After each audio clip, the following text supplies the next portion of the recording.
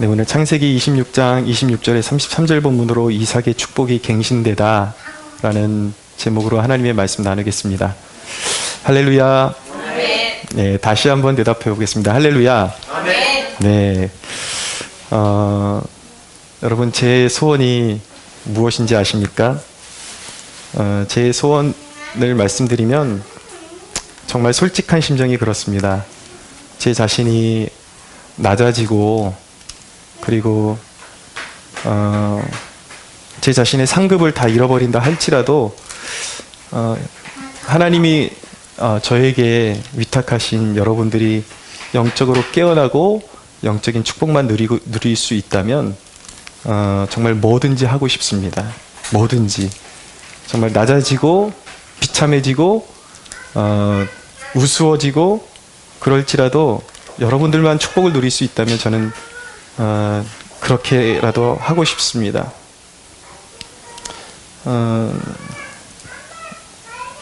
사도 바울이 고린도전서 4장 8절에서 보면은 이런 고백을 하거든요.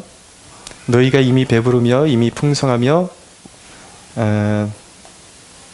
우리 없이 9절부터 읽겠습니다. 내가 생각하건대 하나님이 사도인 우리를 죽이기로 작정된 자 같이 끄트머리에 두셨으며 우리는 세계 곧 천사와 사람에게 구경거리가 되었노라.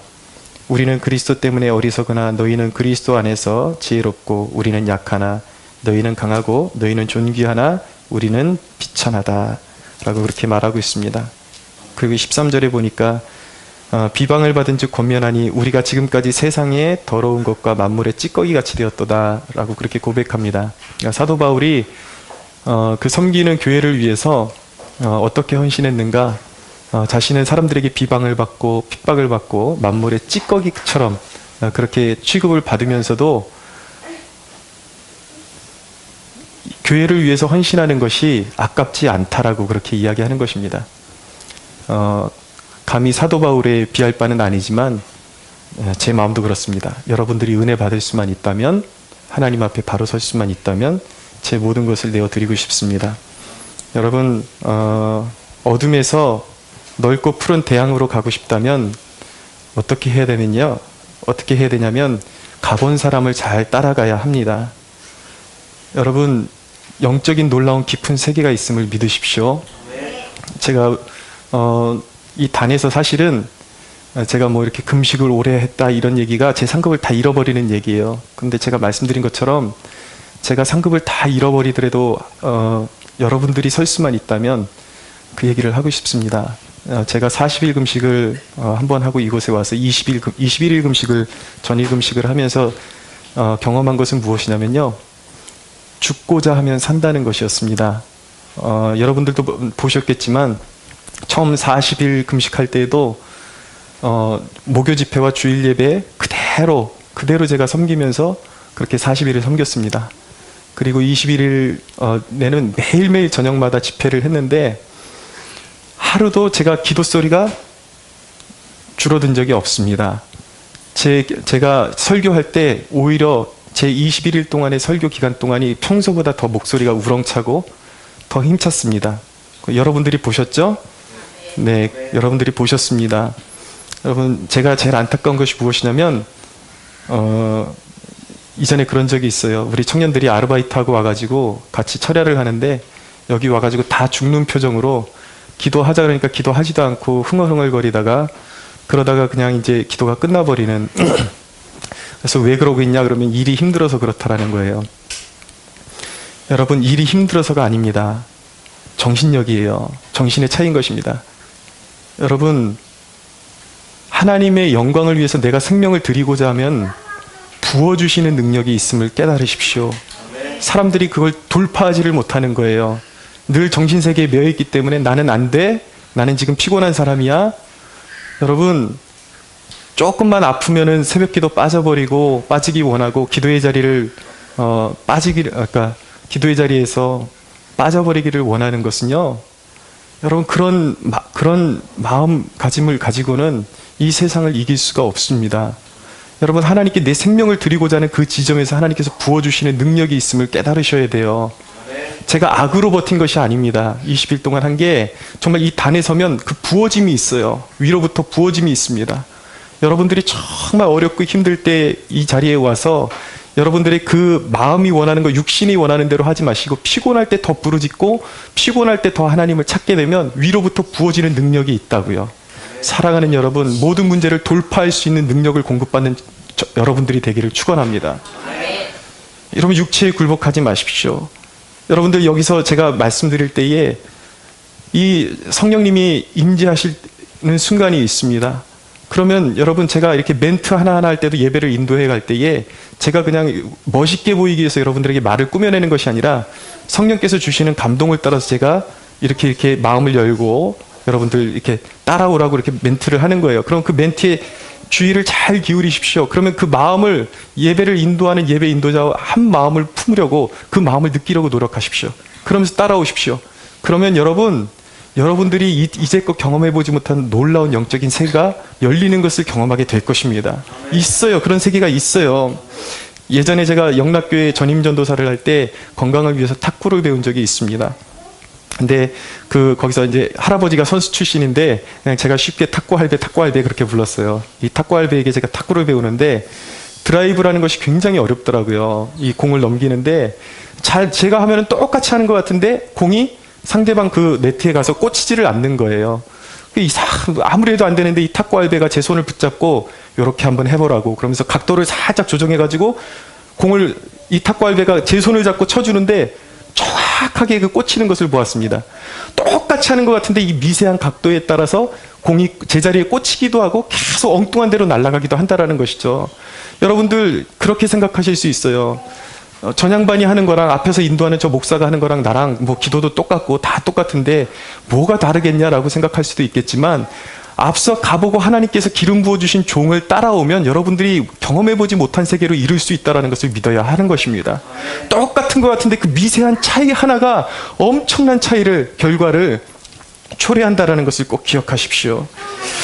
여러분, 우리 가운데 보면 아직 신앙의 그 묘미로 들어오지 못하신 분들도 있습니다. 그리고 하나님의 그 임재의 문 앞에서 그 조금만 순종하고 들어오면 그 안으로 들어갈 수 있는데, 영광스러운 임재로 들어갈 수 있는데 못 들어가는 분들이 있어요. 여러분, 조금만 더, 아주 미세한 차이 같지만 그 미세한 차이도 우습게 여기지 말고 순종하십시오. 여러분, 많은 성도들이 수십 년간 성장하지 못하고 거듭나는 순간 거기서 멈춰버린, 아직도 거듭나는 순간 자라나야 되는데 거듭나는 순간 성장이 멈춰버린 사람들이 있습니다. 아직도 수십 년을 기저귀를 차고 다니는 사람들이 있어요. 이건 하나님 앞에 불행한 것입니다. 여러분, 잘 듣고 순종해서 여러분들 이 영적인 한계를 돌파하고 뛰어넘고 부어주시는 하나님의 은혜를 경험하는 저와 여러분들이 되기를 축원합니다. 오늘 이삭의 행적을 한번 따라가 보기를 원합니다. 몇 가지 메시지를 이 사건의 순서에 따라서 나눌 텐데요. 첫째 메시지는 무엇이냐면, 이삭은 하나님 살아계심의 증거가 되는 삶을 살았다라는 것입니다. 이전에 이삭을 몰아냈던 블레셋 사람들이 이제 화친을 청하러 이삭을 찾아왔습니다. 그러면서 벌어지는 그들의 대사가 무엇이냐면 28절에 블레셋 사람들이 무엇이라고 이삭에게 고백하는지 한번 같이 나눠보겠습니다. 28절 한번 읽어볼까요? 시작. 그들이 이르되 여호와께서 너와 함께 계심을 우리가 분명히 보았으므로 우리의 사이 곧 우리와 너 사이에 맹세하여 너와 계약을 맺으리라 말하였노라. 아멘. 예, 블레셋 사람들이 찾아왔습니다. 이 사람들도 어떤 사람들입니까? 이전에 이삭을 핍박하고 내쫓아냈던 사람들입니다. 그런데 이제 찾아와서 화친을 청하면서 하는 얘기가 뭐냐면, 그들이 이르되 여호와께서 너와 함께 계심을 우리가 분명히 보았다. 그들이 찾아온 이유가 바로 이것이었습니다.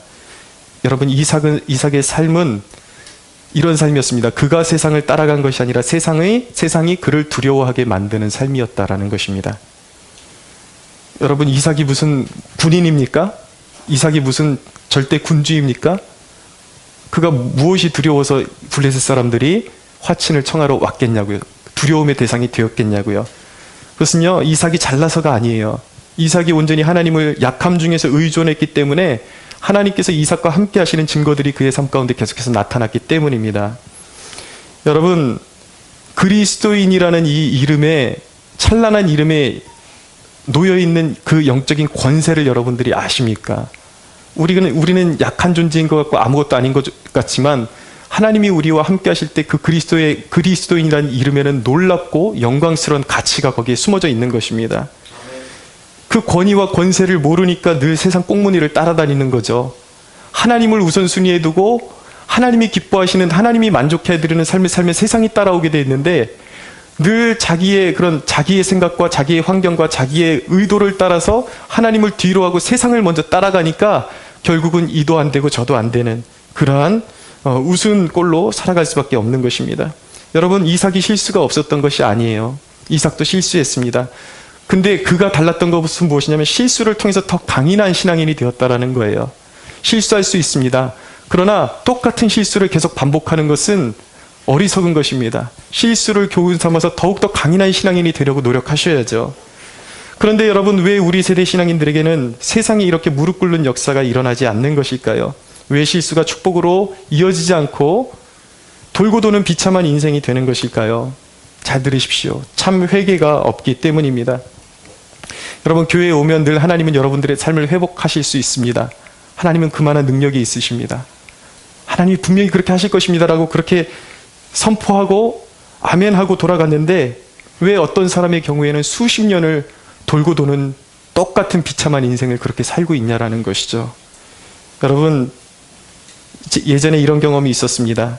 어떤 볼펜 꽂이가 있었는데 거기서 하나를 꺼내서 쓰는데 자꾸 쓰다 보면은 빨간 잉크가 이렇게 스며 나오면서 이 종이를 못 쓰게 만들고 제 손이 빨간 잉크로 다 이렇게 젖어버리는, 이렇게 묻어버리는 그런 일이 있어가지고 그 볼펜에 있는 빨간 잉크만 싹 지우고서 또 꽂아놓고 그 다음날 또 썼더니 똑같은 현상이 계속 벌어지는 거예요. 그게 진작에 알아챘어야 되는데 제가 이유를 알고 보니까 그 필통 꽂이에 꽂아 있는 볼펜 하나가 터지면서 빨간색 볼펜 하나 터져서 잉크가 밑에 싹 고여 있었던 것입니다. 그러니까 아무리 그때 그냥 싹싹 닦아내도 그 근본적인 문제가 해결되지 않았잖아요. 그러니까 계속 잉크가 묻어 나오는 거죠. 우리의 삶이 그렇다라는 것입니다. 은혜 받았어요? 감정적으로 기분이 좋아요? 오늘 아멘하고 갔어요?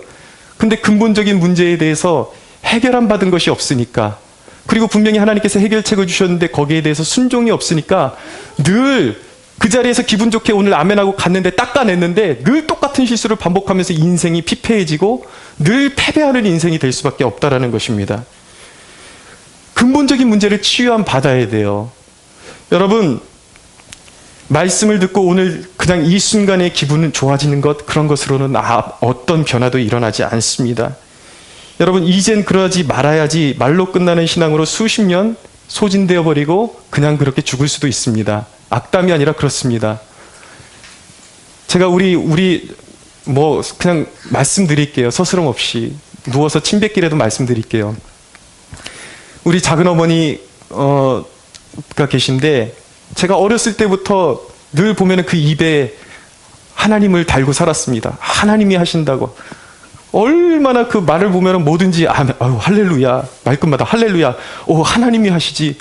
그런데요, 제가 어렸을 때부터 지금까지 돈 번다고 신앙생활을 제대로 한 적이 없습니다.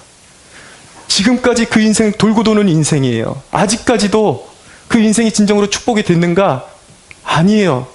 지금도 아직도 그래서 거부가 되었는가? 거부가 되지 못했어요. 늘 조금 벌었다 싶으면 이게 하나님 앞에 늘 이게 순종하지 않으니까 쏟아버리고, 또 모았나 싶으면 또 쏟아버리고 그러다가 지금 이제 60을 넘겨버리셨어요. 인생이 그렇게 갔다고요. 이제 하나님 앞에 서야 될 날이 얼마 남지 않은데 아직도 그렇게 살고 계시다고요. 여러분, 입에서 하나님 순종해야지 아무리 하나님을 찾고 그래도 소용없습니다. 근본적인 회개가 일어나지 아니하면 아무리 여기서 예배드리고 신앙생활해도 모든 것이 헛되다라는 거예요. 이 말씀 드리는 의도를 알겠죠? 저와 여러분들은 그렇게 하지 말자는 것입니다.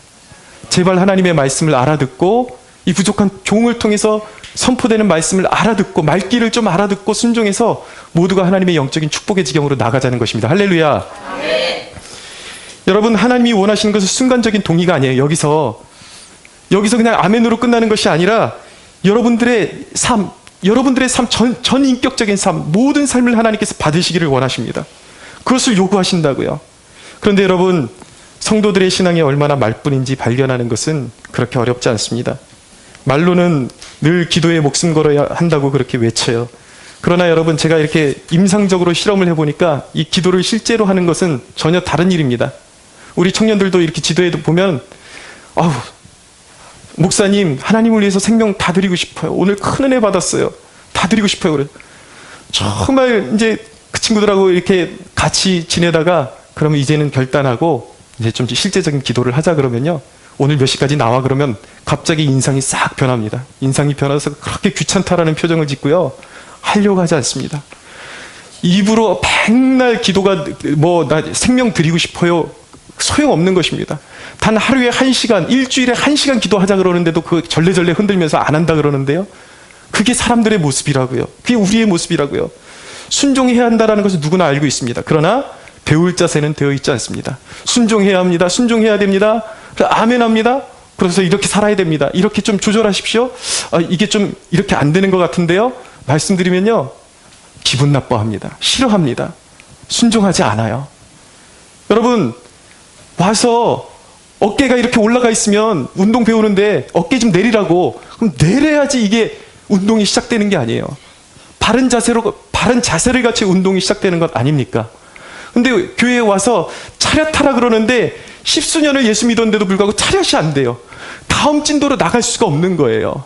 아직도 차렷도 안 되는데 무슨 어려운 아주 고급의 고난인도의 운동을 가르칠 수가 있겠습니까? 하나님이 베풀어 주시는 영적인 놀라운 세계가 있는데 아직 와서 차렷도 안 되고 좀 손 들어보라 그러는데 손도 안 들어. 입술을 열어서 좀 기도하라 그러는데 입술도 안 열어. 아멘 좀 하라 그러는데 아멘도 안 해. 늘 입 꼭 다물고 한번 해보시오. 나는 버틸 것이오. 그러고 있는데 여러분, 무슨 은혜의 문이 열리냐고요. 여러분, 지난번에 제가 한번 말씀드렸던 그 미국의 네이비실이라는 이 특수부대에 이 36년간 몸 담았던 사령관이 아주 인상 깊은 얘기를 남긴 것을 기억합니다. 그분이 뭐라 그러시냐면, 자기가 네이비실에 입단했는데 6개월이 가장 고되고 정말 혹독한 기간이었대요. 근데 이 6개월의 기간 동안에 가장 처음 배운 것이 무엇이냐면, 침낭 있잖아요. 담요를 각 하나 틀어지지 않고 개는 것이 그들의 임무였다고 합니다. 그래서 이분이 그렇게 생각했대요. 내가 네이비실로 정말 무시무시한 훈련을 이겨내는 군인으로 여기 들어왔지, 누가 담요나 개려고 여기 들어왔나. 그런데 나중에 이분이 철이 들면서 깨닫기 시작했다라는 것입니다. 무엇이냐면, 그 담요를 개게 만드는 그 비밀을 알았다라는 거예요. 하루에 아침에 깨어나서 담요를 각을 쫙 접어서 탁 개놓고 하루를 출발하니까 그 이후에 자신들에게 떨어지는 그 사명의 그 완수하는 완성도가 달라지더라는 것입니다. 이전에는 하나하나 흐트러지게 모든 삶이 하나하나 일은 많이 하지만, 많은 것들을 하지만 하나하나 제대로 하는 것이 없었는데, 담요를 첫 시작에서 잘 개고 시작하니까 그 다음 임무를 완수할 수 있었고, 하루 중에 수많은 임무를 정성스럽게 아주 섬세하게 완성할 수 있는 실력이 담요를 개는 데서부터 시작되더라는 것입니다. 여러분, 그분이 그러면서 마지막에 인상 깊게 하시는 말씀이 뭐냐면 그거예요. 여러분, 세상을 변화시키고 싶으십니까? 작은 일에 순종하십시오. 할렐루야. 저는 그분이 말하지는 않겠지만 이 내면의 이 언어에서 나오는 그 뉘앙스를 봐서 분명히 하나님을 섬기는 사람이라는 것을 확신합니다. 작은 일에 순종하십시오. 세상을 변화시키면 담요부터 올바로 계십시오. 그러더라고요. 신앙도 마찬가지예요, 여러분. 여러분, 왔으면 잘 배우셔야죠. 축복받으셔야죠. 언제까지 여러분들의 고집으로, 여러분들의 생각으로 신앙생활을 하다가 몇십 년을 예수 믿어도 똑같은 책받기를 돌고 돌다가 그냥 거기서 끝내시겠냐고요. 기본만 잘 되면은 모든 게, 담요가 잘 개지면은 그 다음이 줄줄줄줄 풀리듯이 여기 와서도 목사 말을 잘 듣고 다른 거 가르쳐 주지 않잖아요, 여러분. 여러분들 저에게 저에게 복종하라는 것 아니잖아요. 하나님의 말씀에 잘 순종해서 축복받으라는 것 아닙니까? 할렐루야. 네. 기본기에 충실해야 되는 것입니다. 온전한 회개를 이루어야 하는 것입니다. 여러분, 묻고 싶은 것은 그거예요. 회개했냐고 묻는 것입니다. 했다고 대답하시겠죠? 회개가 일어나고 있습니까? 지금 이 순간에도 여러분들의 가장 취약한 부분을 하나님께서 건드리실 때가 있어요. 그거 내려놔라. 그거 달라. 라고 하실 때 여러분, 내려놓을 의향이 있으십니까? 그리고 내려놓았습니까? 말과 실천은 다른 것입니다. 에스라 시대에 이제 바벨론의 이스라엘 백성들이 하나님 앞에 범죄해가지고 70년 동안 포로 생활을 하다가 하나님께서 은혜의 문을 열어주셔서 이제 포로 귀환이 이제 시작되었습니다. 에스라는 꿈에 막 젖어 있었습니다. 이제 하나님 이 징계 가운데서 연단된 하나님의 백성들이 모여서 얼마나 하나님의 말씀을 실천하며 살아갈 때에 이 이스라엘 땅에 하나님의 나라가 회복되고 얼마나 복된 날들이 시작되어질까, 그런 꿈에 젖어 있었다고, 영적인 부흥을 소망했는데, 그렇게 고난받고 온 이스라엘 백성들이, 유다 백성들이 아직도 정신을 차리지 못해서 어떤 죄를 저지르냐면, 또 제사장 중에 일부와 귀족들이 이방 여인들을 아내로 삼는 그러한 죄를 저지르게 됩니다. 그래서 이 에스라가 땅바닥에 그 소식을 듣는 순간 주저앉아가지고 엉엉 울면서 자기의 수염을 잡아 뜯었대요. 얼마나 그 마음이 아팠던지. 그 대목이 어디에 나오냐면 바로 에스라 9장 3절에 나옵니다. 제가 한번 읽어드릴게요.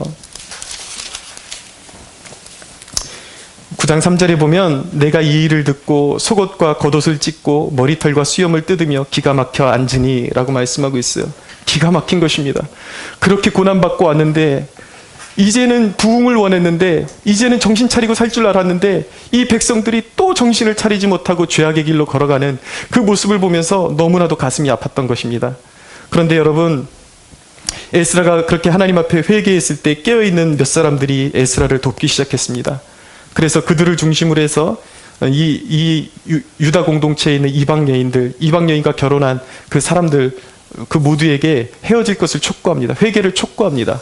그래서 그 중에 깨어있는 사람들이 그래도 하나님의 말씀에, 내 이방 여인, 얼마나 그 가정이 깨진다는 게 얼마나 힘든 일입니까? 그럼에도 불구하고 사랑해서 결혼했는데, 그럼에도 불구하고 하나님의 말씀에 이것이 위배되고 이것이 엄청난 죄악이라는 것을 그들이 깨달았을 때에 용기 있는 사람들이 에스라의 그 회개의 촉구를 듣고 이방 여인과 헤어졌습니다. 그 헤어진 사람들의 명단이 에스라 10장에 나오는 거예요. 여러분, 무슨 말씀입니까? 아무리 그것이 어렵고 힘들고 정말 피가 나는 고통이 될지라도 하나님께서 원하시지 않는 것, 그거 버려라 그랬을 때에 그것을 버린 사람들, 진정으로 회개에 이른 사람들은 하나님의 기억 속에서 영원토록 하나님이 말씀에 그들의 이름을 하나하나 기록해 주셔서 비록 잠깐 잘못된 길로 갔지만 회개에서 나의 영광을 드러낸 자들이다. 그래서 그들의 이름을 영원토록 성경에 기록하셔서 그들의 이름을 빛내고 계시다라는 것입니다. 그런데 여러분, 회개하지 않은 사람들이 있었습니다. 그 가운데 그런 하나님의 촉구가 있었음에도 불구하고 회개하지 않은 사람들은 영원토록 하나님의 그 기억 속에서 그들의 이름이 사라지는 그러한 불행을 당하고 말았습니다. 여러분, 왜 이렇게 오늘날의 그리스도인들의 삶이 비참한 것입니까? 어두운 것입니까? 회개의 열매가 없잖아요. 회개는 했다고 하는데 회개의 열매가 없잖아요. 실제가 없잖아요. 실증이. 그러니까 하나님 앞에 복을 받을 수가 없는 것이죠. 영원히 하나님이 원하시는 길로 갈 수가 없는 것입니다. 여러분, 많은 이들이 길을 가르쳐달라고 합니다. 영적인 축복이 되는 길을 가르쳐달라고 해요. 어떤 문제가 있을 때 목사에게 와가지고 이런 경우에는 어떻게 해야 됩니까? 길을 가르쳐달래요. 그러면 순종할 것처럼 물어봐요. 그러면 이건 성경적인 원리로 이거 잘못됐으니까 이거 조절하라고, 이거 하지 말라고 그렇게 말씀드리면은, 여러분, 사람들은 어떻게 하는지 아십니까? 자기가 원하는 대답이 나오지 않으면 자기가 원하는 대답을 줄 수 있는 누군가를 계속 찾아다닙니다.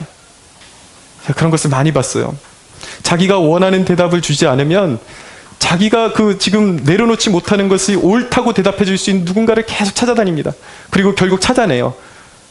결국 어떤 사람이 하나님은 당신을 그래도 사랑하신다고, 있는 모습 그대로 사랑하신다고. 그럼 그 얘기 듣고 좋아가지고 죄를 버리지를 않는 거예요. 돌아서지를 않는 것입니다. 그러니까 결국 영적으로 피폐해지고, 그리고 영적으로 패망하는 길로 갈 수밖에 없는 것입니다. 이게 비참한 것이라고요. 잠언에 있는 말씀 읽어드릴게요. 왜 사람들이 믿는다 하면서도 그런 축복을 누리지 못하는가? 잠언 1장 23절에서 33절까지 읽어드립니다. 잘 들으십시오. 귀에 담으십시오. 나의 책망을 듣고 돌이키라. 보라, 내가 나의 영을 너희에게 부어주며 내 말을 너희에게 보이리라.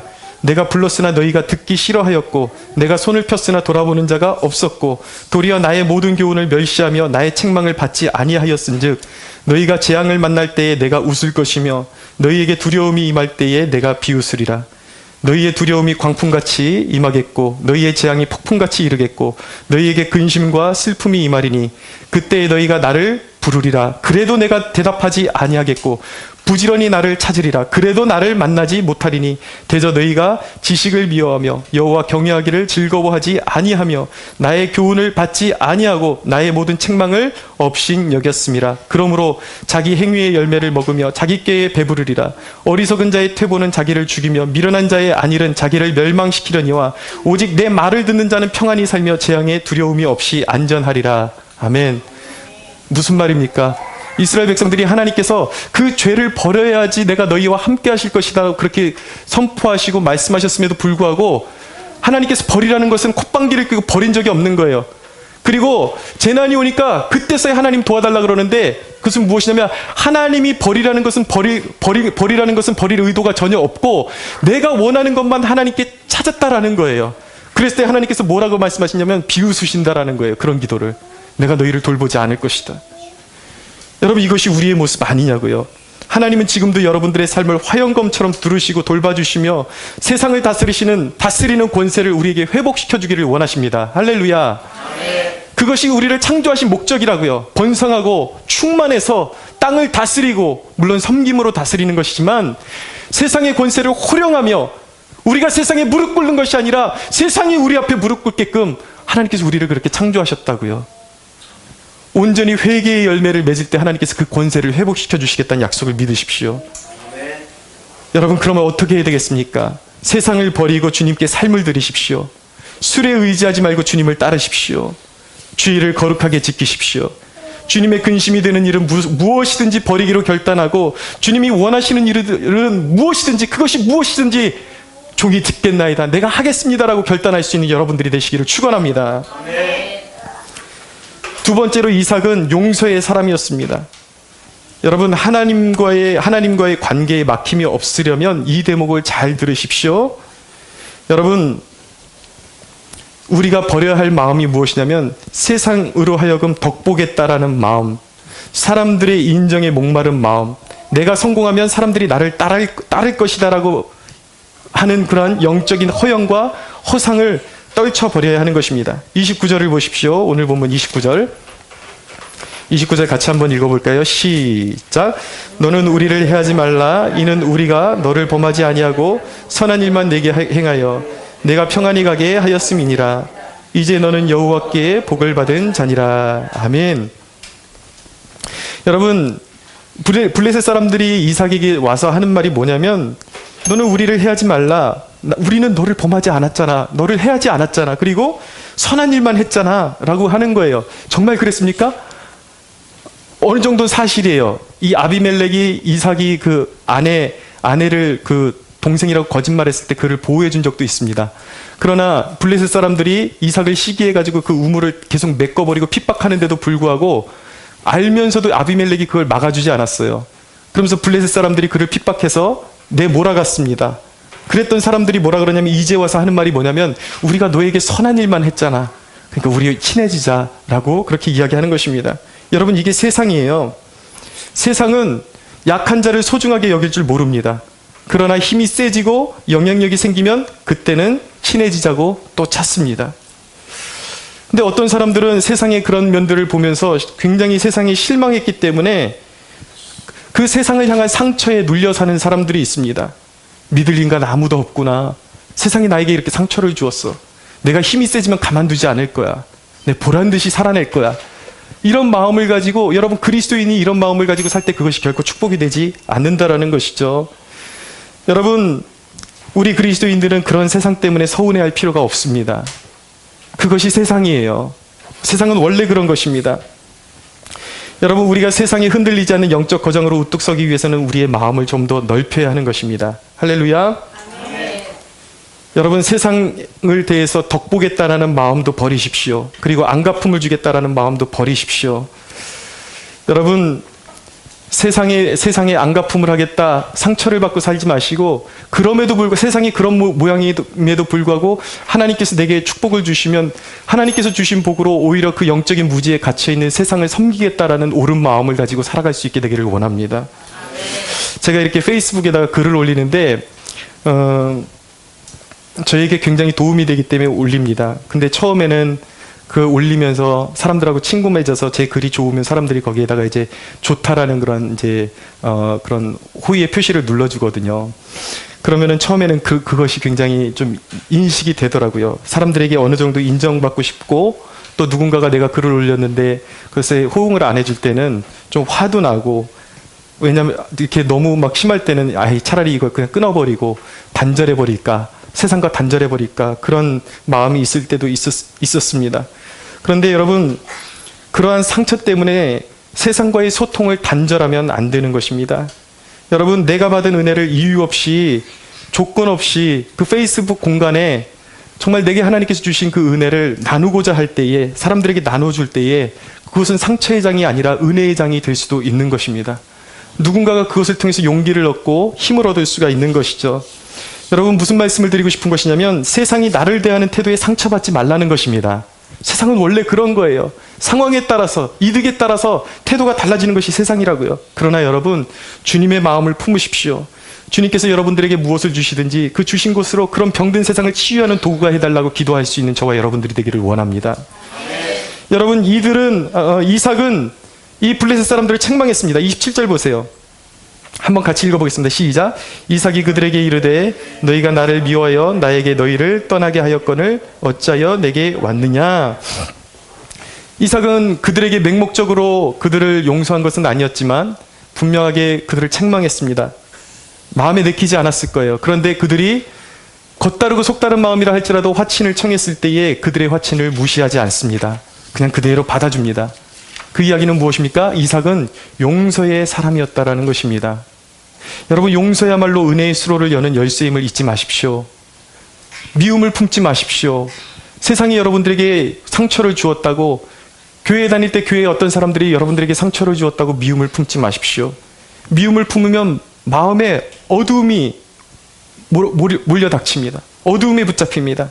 기도하는 사람은 알아요. 내가 미움에 붙잡혔을 때 사탄이 얼마나 힘을 얻어서 나를 조롱하고 내 삶을 망가뜨리는지 기도하는 사람은 쉽게 알 수가 있습니다. 미움을 품으면 육체에도 고통을 줍니다. 뼈마디가 썩는 것 같아요. 막 쑤시고 막 속이 거북하고 뼈마디가 막 쑤셔오죠. 미움을 품으면 육체에도 그런 좋지 않은 영향을 줍니다. 미움은 영혼을 파괴하며 마귀에게 사로잡히게 하는 것입니다. 여러분, 세상을 보십시오. 모든 것을 가졌지만 이미 인격과 삶이 암묵적으로 파괴된 사람들이 있습니다. 다윗은 용서의 사람이었어요. 그러니까 그의 삶 가운데 끊임없는 하나님의 임재가 나타납니다. 그러나 사울은 미움과 증오에 사로잡힌 사람이었어요. 그러니까 일생 악령에 붙들려서 살아가게 됩니다. 사랑하는 여러분, 용서의 사람이 되십시오. 우리가 믿는 예수님은 용서의 주님이십니다. 역사 가운데 수많은 영혼들이 구원에 이를 수 있었던 이유는 무엇입니까? 그것은 자격이 없고 더러운 영혼들이 회개하기만 하면 자격을 묻지 않고 용서와 사랑으로 덮어주신 사랑이 예수님의 사랑이기 때문에 수많은 극악한 죄인들이 그 품에서 용서받고 구원을 얻을 수가 있었던 것입니다. 마태복음 5장 9절에 보면 화평하게 하는 자는 복이 있나니 그들이 하나님의 아들이라 일컬음을 받을 것이라고 말씀합니다. 여러분, 화평을 쫓아가십시오. 마음에서 미움을 벗어버리십시오. 증오가 쌓이지 않게 해주십시오. 하나님은 구하는 자에게 성령으로 새 마음을 주시는 분이십니다. 여러분, 용서하면 하나님의 크신 사랑이 부어짐을 경험하게 될 것입니다. 여러분, 용서하면 매이지 않아요. 주님의 이름으로 용서하면 자유케 되는 것입니다. 주의 영이 함께 하시는 것입니다. 그리고 더 놀라운 사실은 무엇이냐면 우리가 용서하고 하나님의 임재가 우리 안에 회복될 때 하나님께서 우리의 삶 가운데 새 지평을 열기 시작하십니다. 할렐루야. 네. 자, 보세요. 이삭에게 어떤 일이 일어났는가? 30절에 33절 한번 읽어보겠습니다. 30절에 33절 같이 읽어보겠습니다. 시작. 이삭이 그들을 위하여 잔치를 베풀매 그들이 먹고 마시고 아침에 일찍이 일어나 서로 맹세한 후에 이삭이 그들을 보내매 그들이 평안히 갔더라.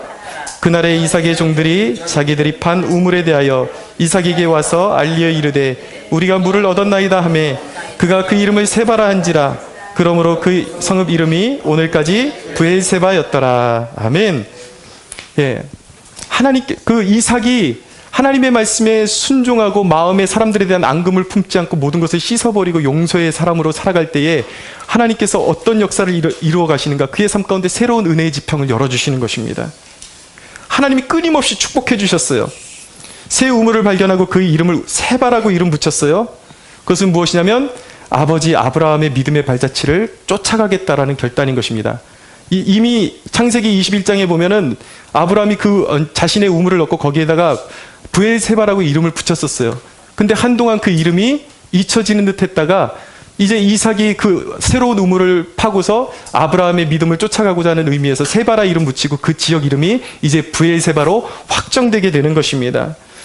여러분, 우물은 무엇입니까? 영적으로 큰 축복을 받았음을 의미하는 거예요. 이삭의 삶 가운데 가장 중요한 것은 무엇이냐면 부도 아니었어요. 명예도 아니었어요. 사소한 욕심이 아니었어요. 오직 주님과의 관계였습니다. 예수님과의 관계가 가장 큰 축복임을 믿으십시오, 여러분. 여러분, 이삭의 믿음에서 도전이 되는 것은 무엇이냐면요, 주님과의 관계만 회복될 수 있다면 그 관계에 방해되는 일이라면 뭐든지 버리고 무엇이든지 용서할 수 있었다라는 것입니다. 여러분, 주님이 원하시는 것 무엇이든지 버릴 수 있는 용기와 결단이 있게 되기를 원합니다. 용서의 사람이 될 수 있게 되기를 축원합니다. 여러분, 이 시간 그런 영적인 축복을 사모하며 마음을 여십시오. 예수님께 그렇게 기도하십시오. 돌 같은 마음을 제거해 주시고 죄와 세상 욕심을 버릴 수 있는 용기와 결단을 달라고 기도할 수 있게 되기를 원합니다. 예수님은 우리에게 새 마음을 주실 수가 있어요. 우리의 힘으로는 온전히 용서할 수 없지만, 그리고 우리의 힘으로만 순종할 수 없지만 예수님이 우리에게 순종의 마음을 주시고 새 마음을 주시면 우리는 주님의 말씀에 그대로 순종할 수 있는 그러한 축복을 반드시 누리게 될 것입니다. 은혜가 회복될 때, 왜 주님과의 관계가 중요한지 아십니까? 그 은혜가 회복될 때에 주님이 여러분들 인생의 새 지평을 열어주실 것입니다. 여러분, 잘 들어보십시오. 저희 누님이